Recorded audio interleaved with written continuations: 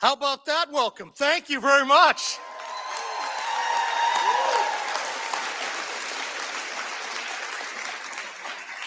Let me start by ensuring that everyone in this room, let's give the warmest West Virginia welcome to HHS Secretary Robert F. Kennedy Jr.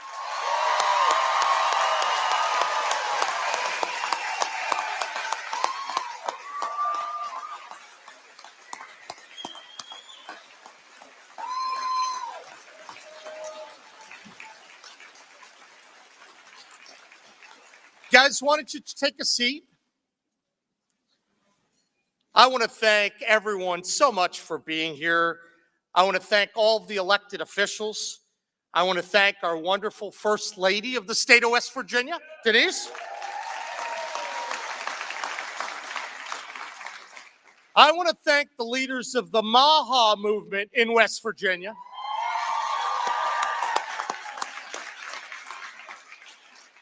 We want to thank the principal of the school, Maria Bird.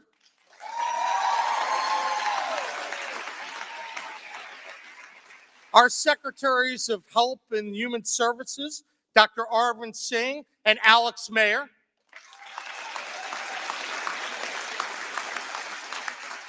And we also have a special shout out for the key leaders in West Virginia who have made today's event possible.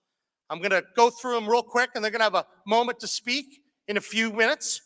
Chairman Jason Barrett, who also represents you right here in this district.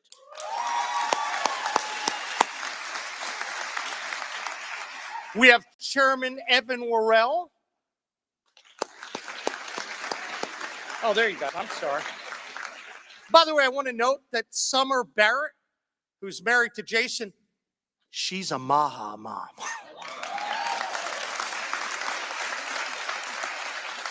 We have Chairwoman Laura Chapman, good friend. Thank you for coming up. And Chairman Adam Burkhammer. Adam's been a big leader here. Thank you. But most of all, we're really grateful for our special guest, RFK Jr. And quite frankly, not just for being here, but being one of the few voices in the country willing to speak the truth, even when it's inconvenient.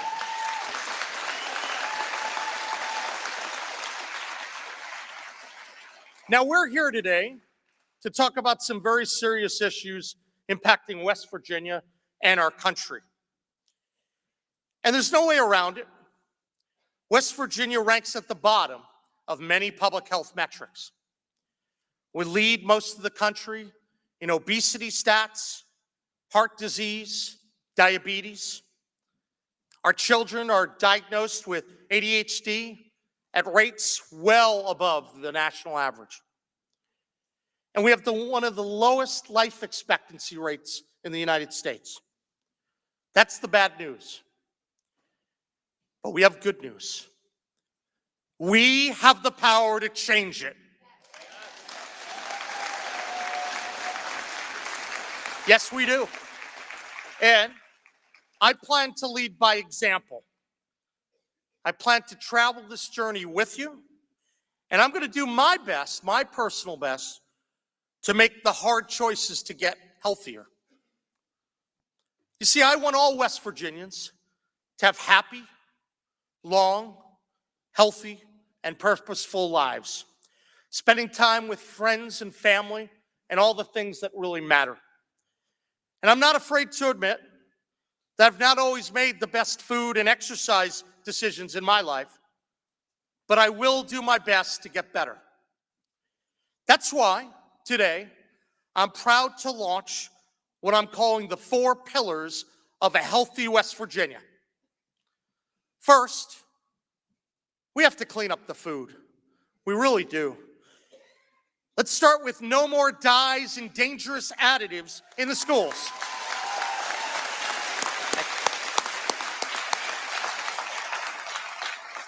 We know that studies show that can lead to issues with hormones and hyperactivity and learning challenges for our kids and even cancer.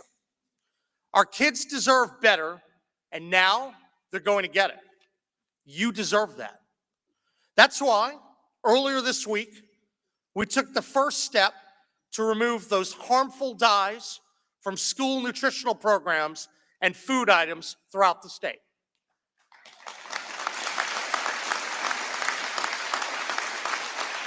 I'm thankful to the legislature for their leadership in passing this bill and making West Virginia a leader, the first state in the nation to make sweeping changes to clean up our food.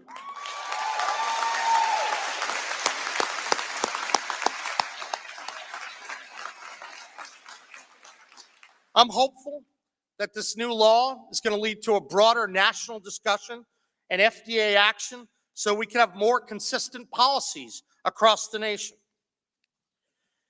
I'll start with our second pillar, find purpose, find health. Throughout all of our 55 counties, I want all West Virginians to find a purpose that helps them spring out of bed in the morning and helps them lead healthy and purposeful lives.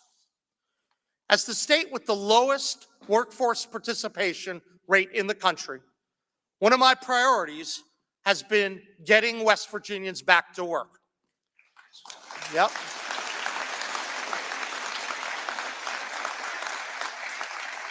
So, today, I'm announcing my intent to expand work, training, and educational requirements for SNAP recipients.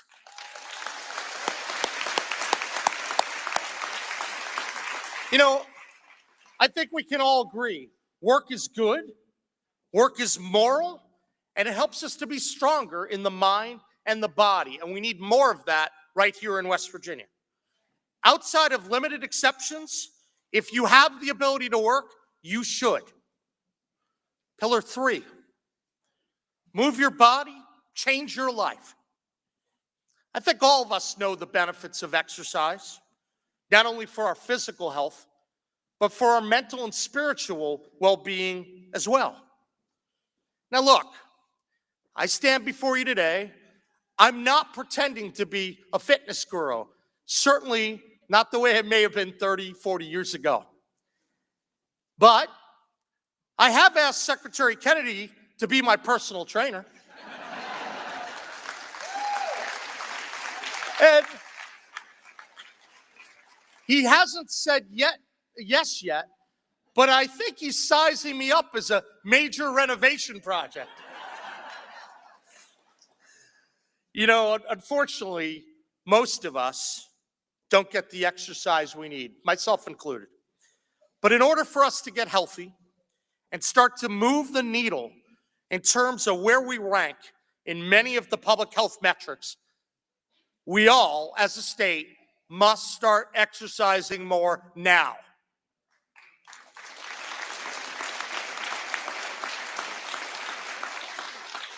That's why today, part of our third pillar, I'm announcing a statewide exercise movement. We're going to call it the Mountaineer Mile. I'm challenging every West Virginian to get out and walk at least 1 mile per day. As governor, I understand that I need to do this as well and start shedding the pounds. So in the future, you might start seeing me walking around the Capitol complex a little bit longer. You might see me in many of our amazing state parks. Plug for our state parks, best in the country, right? And you also might see me doing more walking closer to home in the Eastern Panhandle.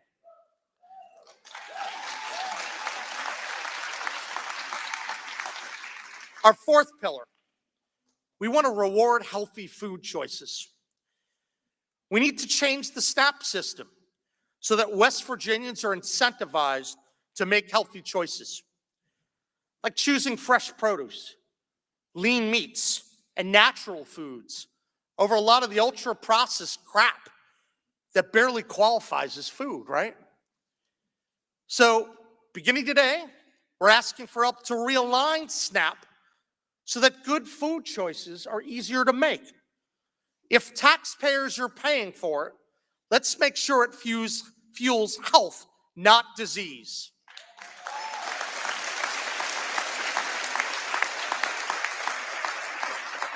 But, and I'm being serious about this, this is not about judging someone's grocery cart. It really isn't.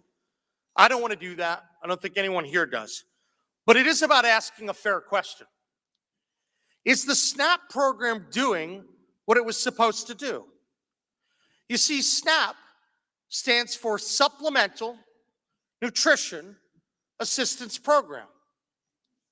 That N is for nutrition. It's not for nonsense. If the law says the program is meant to help people get a more nutritious diet, then that should be the standard. Why should hard-earned federal and state tax dollars be allowed to ignore nutrition? Taxpayer dollars should be targeted toward nutritious foods.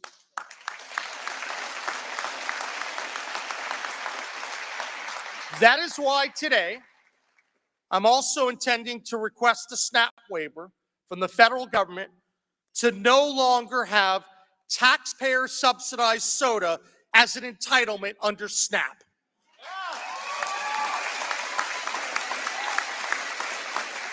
We're also going to be incentivizing healthy bundles and other food choices that can help people access and eat better foods, healthier foods.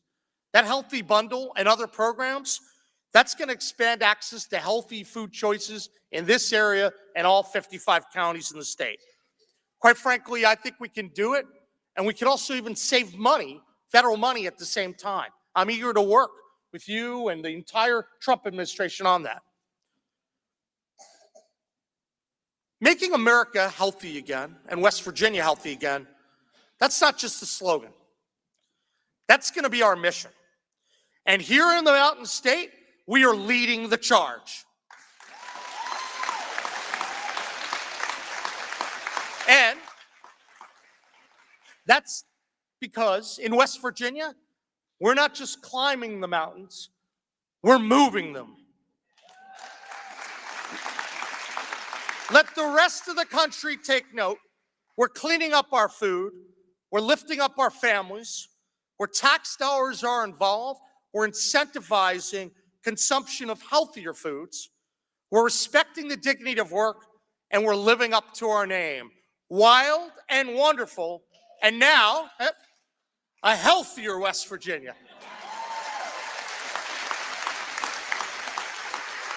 So, it's my honor to be here today. I thank you all for coming. God bless you. Now, I'm going to take a moment and get ready to turn this over to his fine gentleman next to me. And I want to recognize someone who, quite frankly, has become one of the most talked about, most vilified men in America. You should be proud, Mr. Secretary, because I am of you.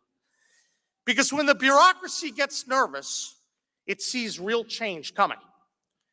Secretary Kennedy has been willing to speak hard truths, take on powerful interests, and stand up for everyday Americans, even when it wasn't popular, even when it wasn't easy. He's not afraid of a fight, and that's exactly the kind of leadership we need in Washington. So today, on the heels of a major public health win in West Virginia, we are proud to stand with them. Please join me in welcoming a warrior for children, a man who refuses to back down, HHS Secretary Robert F. Kennedy Jr.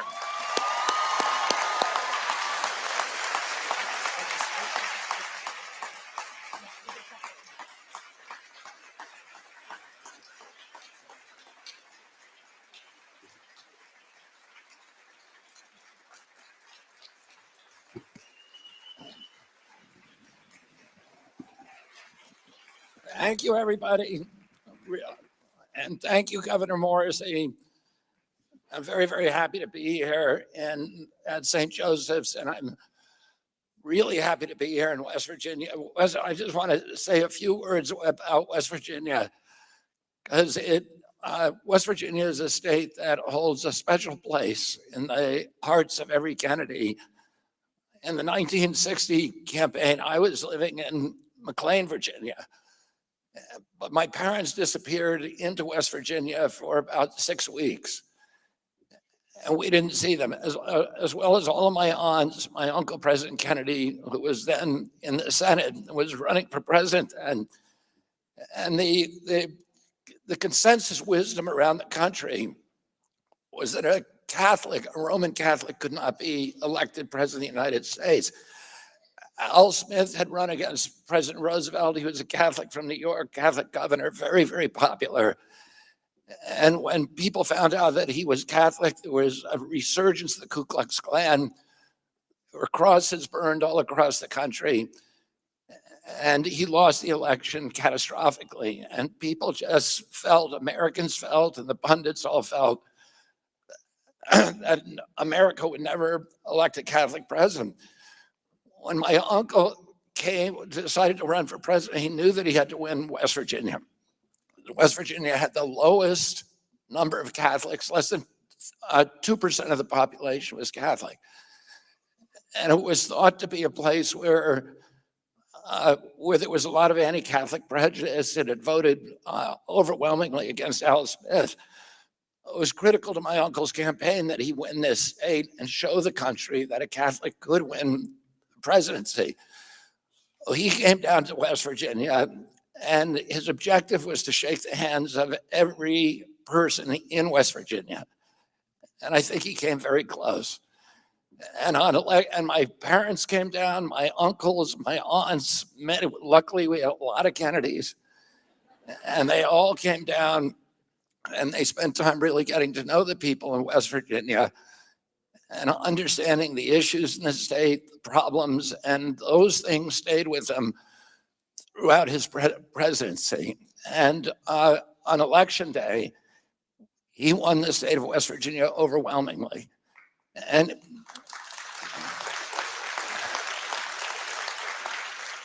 during his presidency, he always believed that he would not be president if he had not won this state. And he never forgot that relationship and that bond that he had formed and that so many members of my family had formed with the people in the state, the affection and the warmth with which they were greeted and embraced. And it's something that now, 70 years later, everybody in our family has this very, very strong affection and bond to this state. And I've been lucky enough that I've been able to spend a lot of my career doing work in this state, in the mining country, and trying to end pollution and give people a chance to live healthier lives. I want to thank Governor Morrisey for his visionary leadership. I got to know Governor Morrisey early in the transition. We were both down in Palm Beach working on the transition in Mar-a-Lago. And we were both invited to stay during that time at Dr. Oz's house. And I said to Dr. Morrisey, or Governor Morrisey, the first time I saw him, I said, "You look like you ate Governor Morrisey." And there was a lot of talk about getting healthy again. And I'm very happy that he's invited me to be his personal trainer. And I am going to put him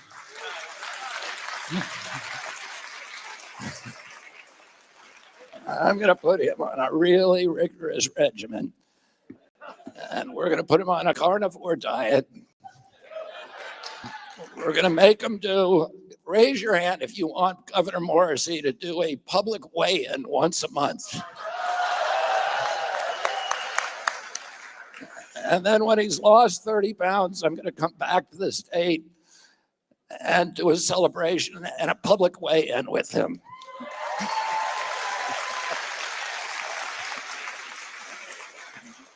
You're welcome, Denise.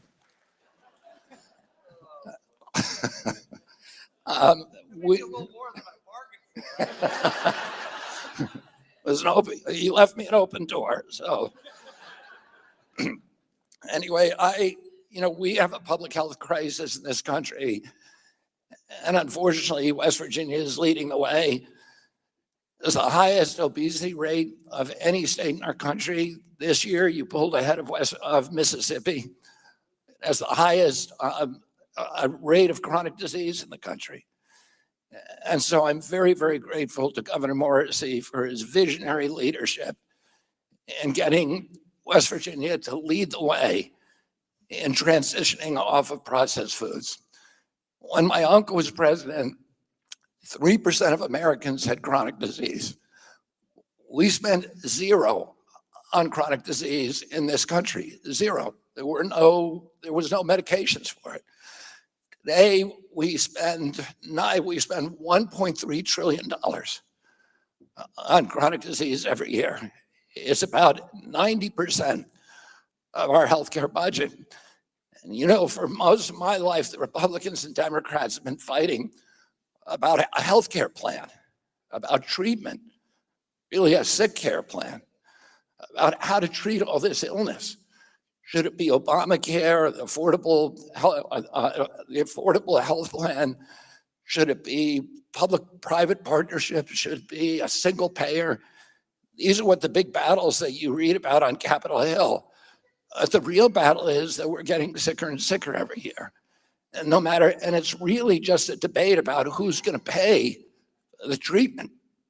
Nobody has been focused on how do we get ourselves less sick. And it's like moving deck chairs around on the Titanic. No matter what you do, our country is going to go bankrupt. It's now, you know, when I was a kid, diabetes rates in children were almost zero. Juvenile diabetes, a typical pediatrician would see one case of diabetes in his lifetime over a 40 or 50-year career. Today, 1 out of every 3 kids who walk through his office door is pre-diabetic or diabetic. 38% of teens are now diabetic, 50% of adults. A few years ago, it's not a mystery about where this is coming from. 20 years ago, there was no diabetes in China. Today, 50% of the population is diabetic. Why is that? They built 20,000 fast food joints in China and started selling American processed food. And it is costing us, we are now paying more just for diabetes, mitochondrial dysfunction, than we are for our military. And, you know, financially, it is bankrupting our country. We're now spending more to service our debt, and the biggest piece of that debt is coming from healthcare. We're now paying more to service it than we are for our military budget. Within about 10 years, if we continue on this trajectory, 50 cents out of every tax dollar that you pay to the federal government is going to go to servicing the debt. Within 15 years, 100%. It's not sustainable. It's existential. If you love our country, you got to take care of yourselves.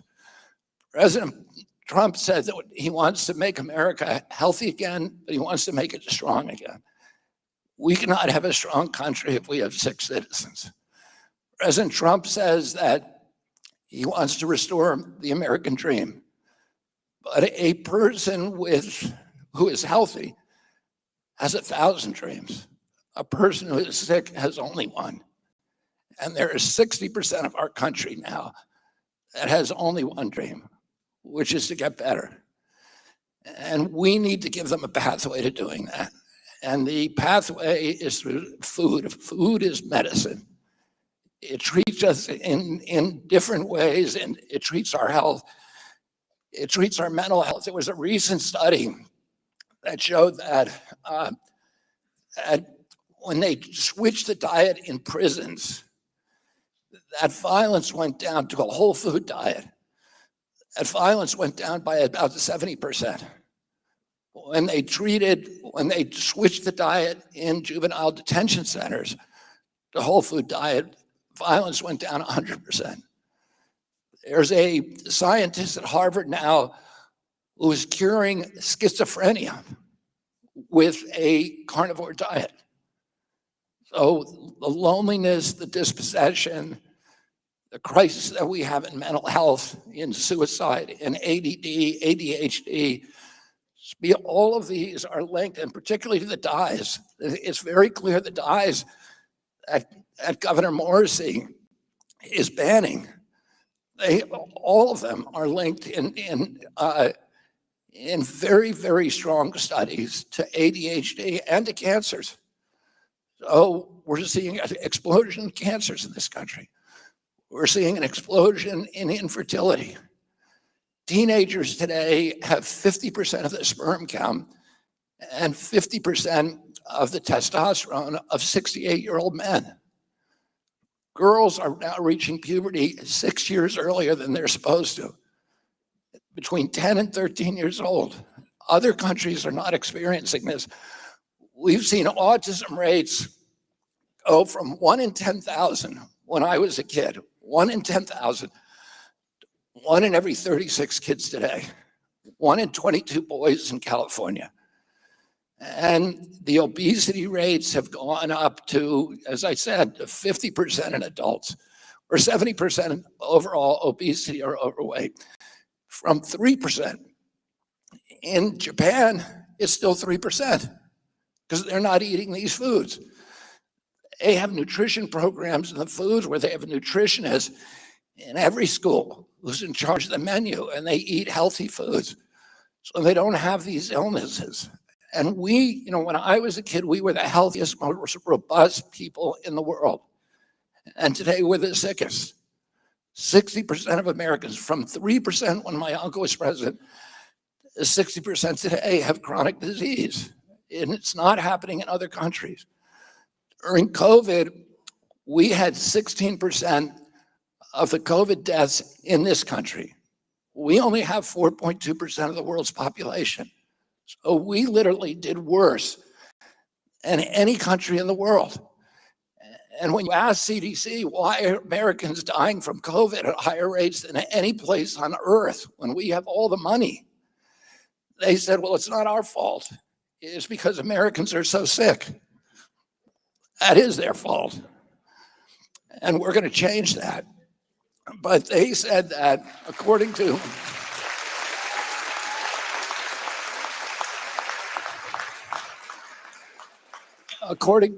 CDC, the average American who died from COVID had 3.8 chronic diseases. So they had diabetes, they had obesity, and maybe asthma and one other thing. And it was the chronic disease really that was killing them. Healthy kids were not dying. Healthy Americans were not dying of COVID. It was a disease that attacked the sick. And that's true with all infectious diseases. If we can make ourselves, the biggest thing that we can do for pandemic preparedness is to make ourselves healthy again. We're now 74% of American kids cannot qualify for military service because of chronic disease. So this is affecting our national security. It's destroying our economy. It is existential for this country. And we need to change it. And I am so happy that you have a visionary governor in this state and that West Virginia is now leading the way.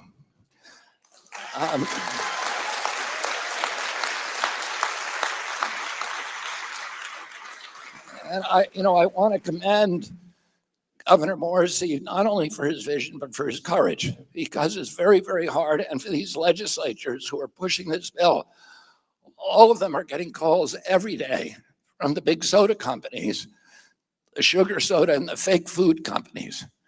We're not eating food, we're eating food-like substances.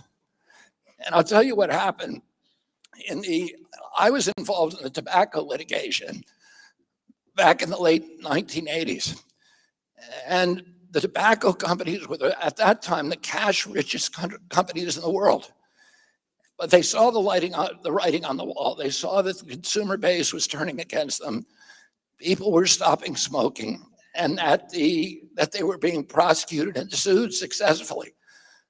So they settled those lawsuits, but they also started shifting their resources to diversify their companies. And they went out and they bought the food companies. So by 1994, the two biggest food companies in the world were R.J. Reynolds and Philip Morris, tobacco companies. They took about 10,000 scientists who were all engaged in nefarious ways to make tobacco more addictive.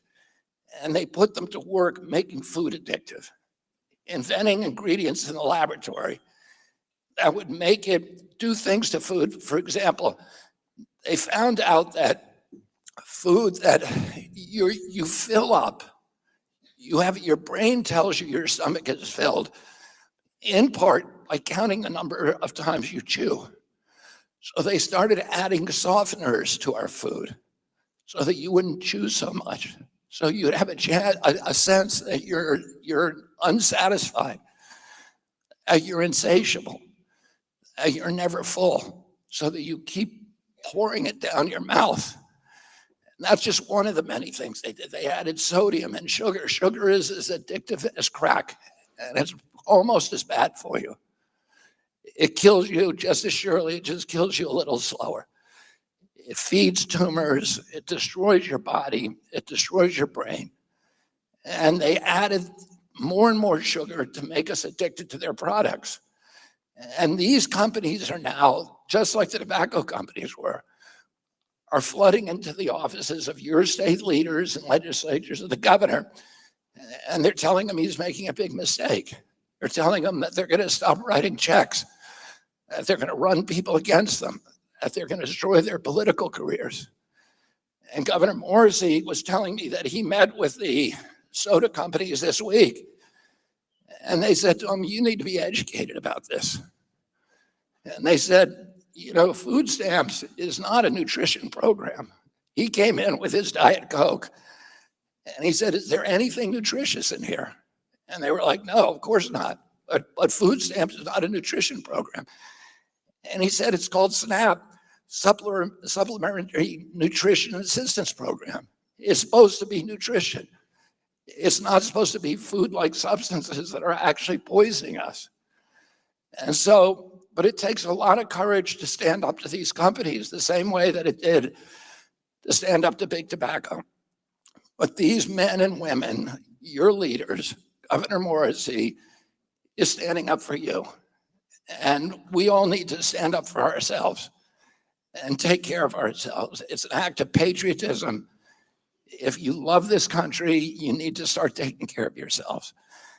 And I'm also say this, that food companies all came and met with me 2 weeks ago. And they're scared of me, but they're more scared of Governor Morrisey. Because what they said, and the reason they said, well, tell us what you want, and we're going to do it. And they said, but stop these governors from passing these laws, because we don't want a patchwork where West Virginia and California are banning food dyes, and we have to make special products for those states. So they're terrified of this, of what you're doing. And the message that I want to give to the country today and to all the other governors is get in line behind Governor Morrisey and apply for a waiver to my agency, and we're going to give it to you. But that's the way we're going to win this.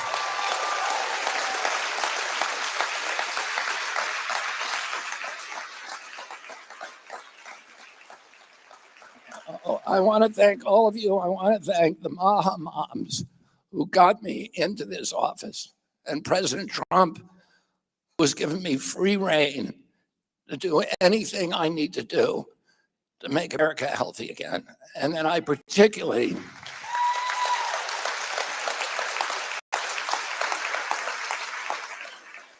want to thank Governor Morrisey and these legislators for their courage, for their vision, for their willingness to stand up to the most powerful industries in the world, to stand up for the people of West Virginia and set an example, a shining example of the rest of the country. Thank you all very much.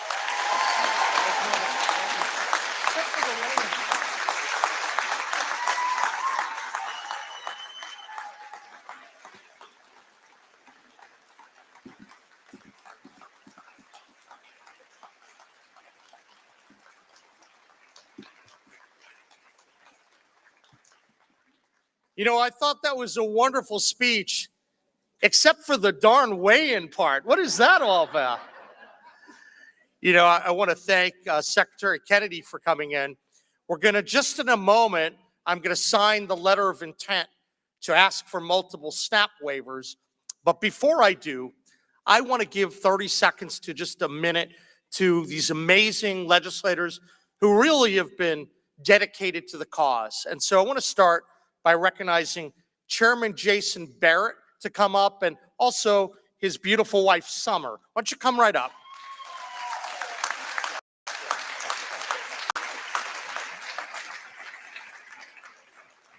Governor, thank you so much. Appreciate your leadership. And I want everyone in this auditorium here today to understand the job that Governor Morrisey is doing. He is incredibly hands-on. He is in the Capitol working hard every day for the people of West Virginia, and he deserves recognition for that. Secretary Kennedy.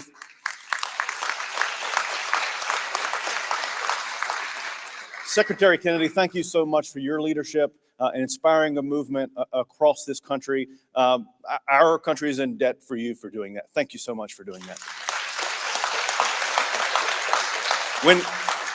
When Delegate Worrell and I had our initial conversation about a food dyes bill and what we could get done, I started to talk to some folks about that and getting some feedback. And the thing that I heard the most was, Jason, you're going to have to deal with big food and big drink coming after you. And my response to big food and big drink is big deal.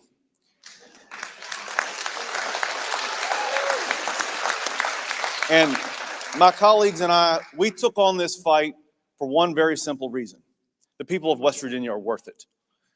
And we're going to continue to do things in West Virginia to make West Virginians healthy again. I want to give a huge shout out to my wife, who has educated me more on this issue than I can ever imagine. My favorite Maha mom, Summer.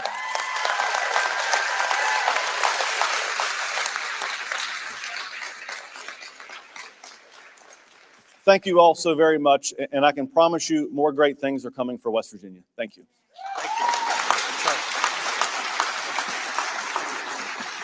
All right, I'd now like to recognize the individual on the Senate who helped shepherd this through, Chairwoman Chapman. Why don't you come on up? Good friend of mine. She's done a great job. Nice to see you, Laura.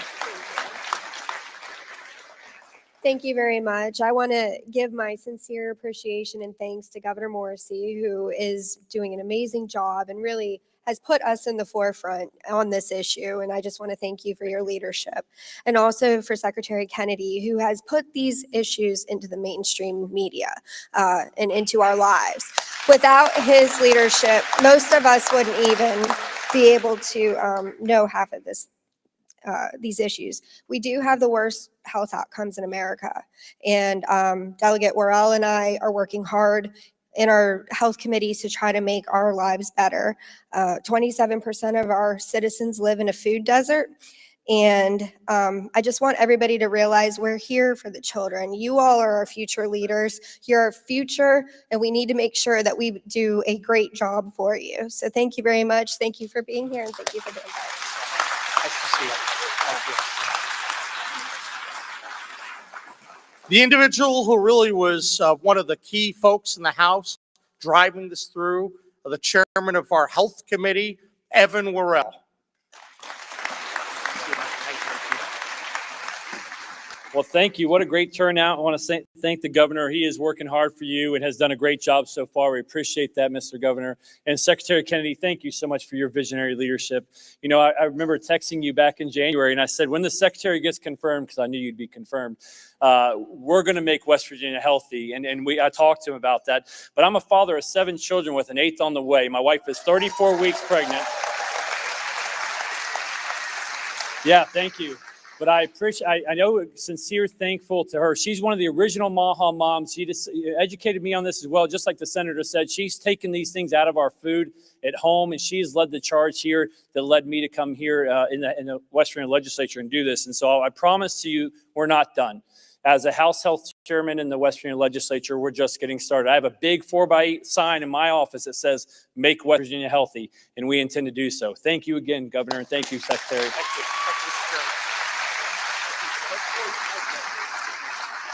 And last but certainly not least, Chairman Delegate Adam Burkhammer. Adam, thank you. Well, again, thank you for the opportunity. I do want to, again, appreciate Governor Morrisey's leadership and standing with the legislator Secretary Kennedy for his federal leadership. But I do want to talk about my colleagues that we were able to get this done. And we did feel an immense pressure. They're in session today, still fighting some good battles. But we stood strong, and we're willing to stand strong for you because we truly do recognize that a strong and prosperous America, a strong and prosperous West Virginia starts with the health of our communities and our families. And so we are just getting started, and we're willing to fight for you, and we believe in what we're doing right here in West Virginia. So thank you. Thank you, Governor. Thank you. All right. So now we're going to move on to a real fun part of the program. I'm going to ask all these wonderful young men and women to come on up. And some folks, we're going to sign our letter of intent to ask for these waivers of SNAP. I'd love folks to come on up, including the legislators, please.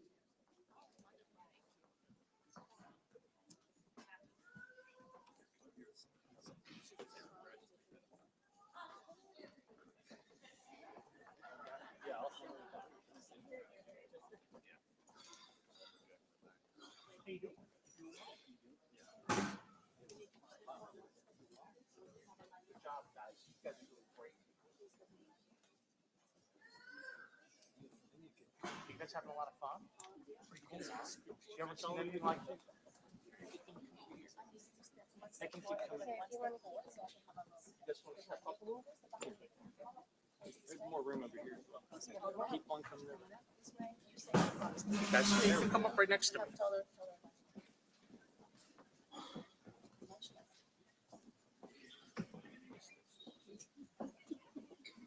There's more room over there.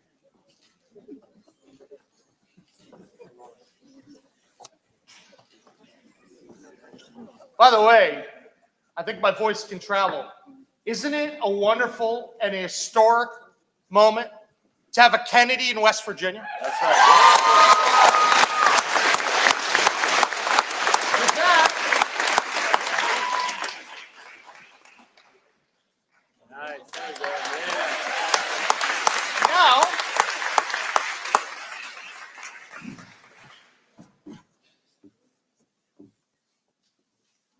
and now I will be signing the intent for the state of West Virginia to file multiple SNAP waivers as I described.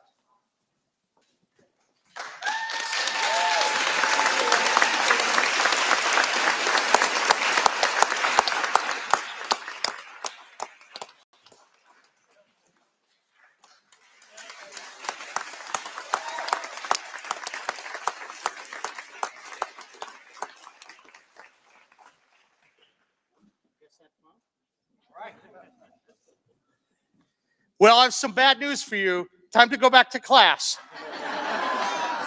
Hey, guys, I want to say thank you all for coming today. This has been a wonderful event, and this is just the beginning of a long journey for everyone in West Virginia. I look forward to seeing you all soon. Thanks again, Secretary Kennedy, our legislators, everyone for being here. God bless. We'll see you soon.